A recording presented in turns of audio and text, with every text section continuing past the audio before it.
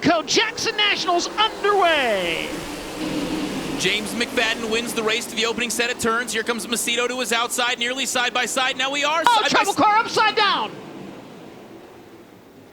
Brooke Tatnall in turns 1 and 2 upside down. And Brooke Tatnall now climbing out of the number 16. You can see the near contact there, and yeah, I think everybody was just trying to woe up, and you can see Brooke Tatnall get into Sam Haferteep's car and get upside down.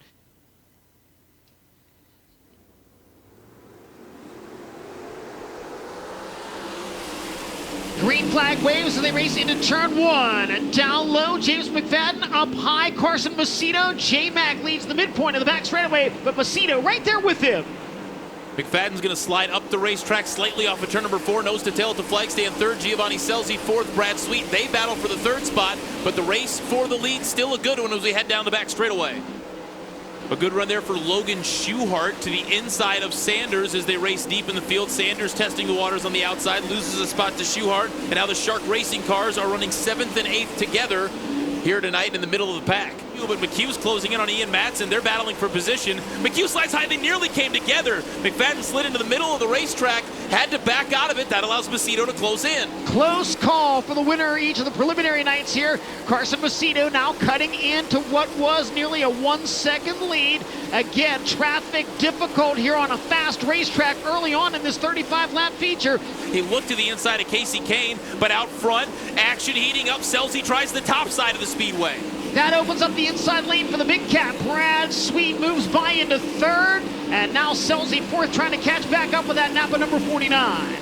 One off the pace, it's Buddy Kofoid. Buddy Kofoid off the pace on the back straightaway. He was running in 5th. We'll see if he can make his way to the infield, but heartbreak for Buddy Kofoid in the top 5. Carson Macedo right there with the race leader as they roll behind the 7 of Ian Madsen. Macedo a quick peek to the inside, down the back straightaway. They race for the lead, and Carson Macedo takes it into turn 3. And just like that, the defending AGCO Jackson Nationals powered by Fendt champion is now the race leader with 26 laps in and 9 laps remaining. Carson Macedo out front, McFadden still second, Sweet third, Giovanni Scelzi fourth, Donnie Schatz rounds out the top 5. And as we say that, Baston actually goes around Brock Zierfoss, give him another spot. He's up to 11th. Ian Madsen, smoke behind the Sandvig Racing number 7, stopped in turn number 2. Just a handful of laps remaining. Macedo sets the pace and we're back to green. Brad Sweet to the top in turn 1, coming after James McFadden for second. He'll make the pass and now set his sights on Macedo. The big cat prowling late at Jackson Motorplex. Sweet puts the right rear on the cushion. The top has been found. Brad Sweet powers around Carson Macedo. The crowd's going crazy in front of us. We're side by side for the race lead. Sweet led lap 31. Macedo back to the point down the back straightaway. Sweet turns it down the hill. They come to the flag stand. It's still Macedo, but Sweet back to the bottom. Macedo on the top. Sweet slide job. You've got a new leader down the back straightaway. The crowd goes wild again in front of us. This time by, white flag will wave. Macedo trying to come back underneath Brad Sweet as they race under the white flag. Macedo down to the inside. Slide job for the race lead. Macedo's got it down the back straightaway. We're down the back stretch for the final time. Into turn number 3. Macedo down low. Sweet up high. Carson Macedo wins again at the AGCO Jackson Nationals. Climbing up top to celebrate a second consecutive Jackson Nationals win, Carson Macedo.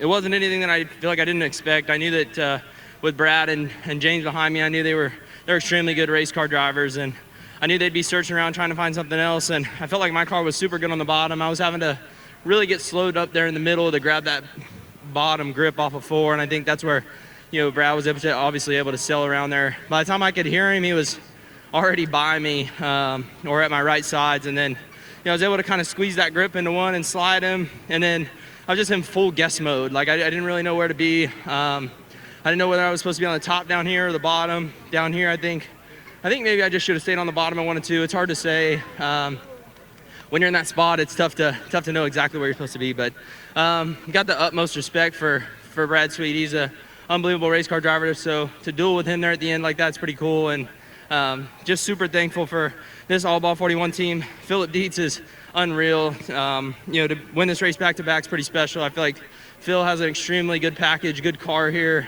And Clyde Knipp and Nate Repp, they're the hardest workers out here on the tour. They grind it out every day, and they they do an incredible job. So I'm happy to reward them with a win. Man, just hats off to this Jason Johnson racing team. Philip and Brooke provide a first-class opportunity with great sponsors, great partners, and it's a special thing to be a part of.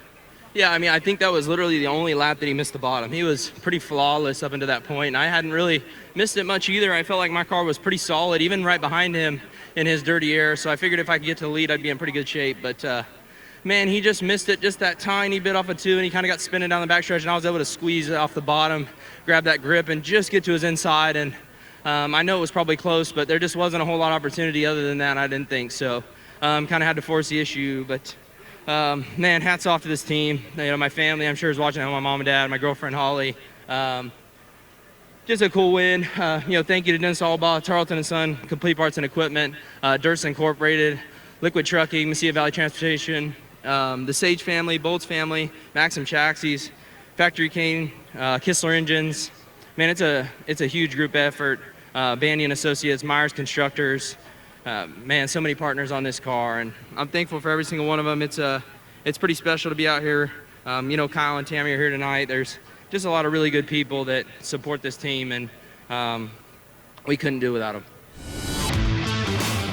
For live coverage of every World of Outlaws event and for extended on-demand race content, visit dirtvision.com. For full race results, features, and series news, visit worldofoutlaws.com.